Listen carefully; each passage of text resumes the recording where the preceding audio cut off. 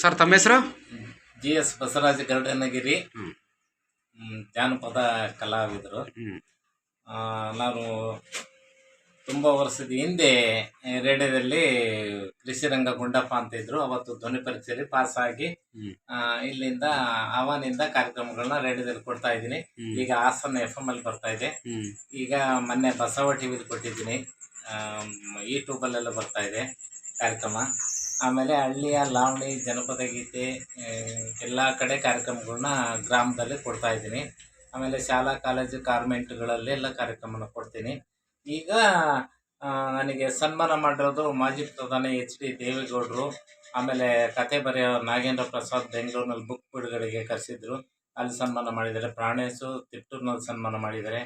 ಆಮೇಲೆ ಸಚಿವೆ ಆಗಿರತಕ್ಕಂಥ ಉಮಾಶ್ರೀ ಬೆಂಗಳೂರಿನಲ್ಲಿ ಶ್ರೀರಾಮ್ಪುರದಲ್ಲಿ ಸನ್ಮಾನ ಮಾಡಿದ್ದಾರೆ.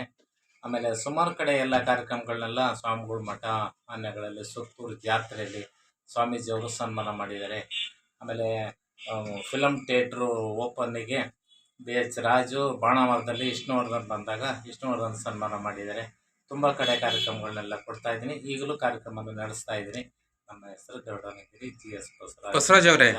ಹಾಗೇನೆ ನೀವು ಯಾವ್ಯಾವ ಸಾಂಗ್ಗಳನ್ನು ಹಾಡ್ತೀರಾ? ನಾವು ಲಾವಣಿ, ಜನಪದ ಗೀತೆ, ಡಬ್ಬಿಂಗ್ ಸಾಂಗು, ಬುಡುಬುಡಿಕಿ ಪಾತ್ರ. ಆಮೇಲೆ ಬುಡುಬುಡಿಕಿ ಪಾತ್ರದಲ್ಲಿ ಯಾವ ನೀವು ಒಂದು ಸಾಂಗ್ ಹಾಡಿ ಹಾಡ್ರಿ.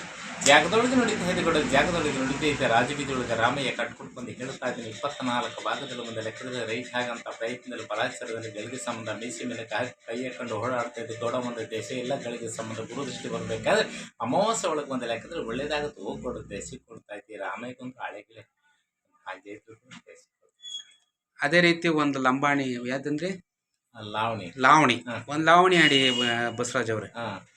ಇಂತಗೀರ ಹರವೆ ಸೊಪ್ಪು ಬರ ಸುದ್ದಿ ಕೇಳಿ ಒಲೆ ಮೇಗ್ಲ ಅವರೇ ಕಾಳು ನಗದಾಡ್ತಿತ್ತ.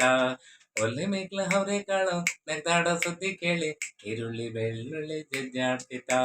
ನೀರುಳ್ಳಿ ಬೆಳ್ಳುಳ್ಳಿ ಜಜ್ಜಾಡ ಸುದ್ದಿ ಕೇಳಿ ಒಳ್ಳಗಿರ ಮೆಣಸಿನಕಾಯಿ ಒಳ್ಳಾಡ್ತಿತ್ತ.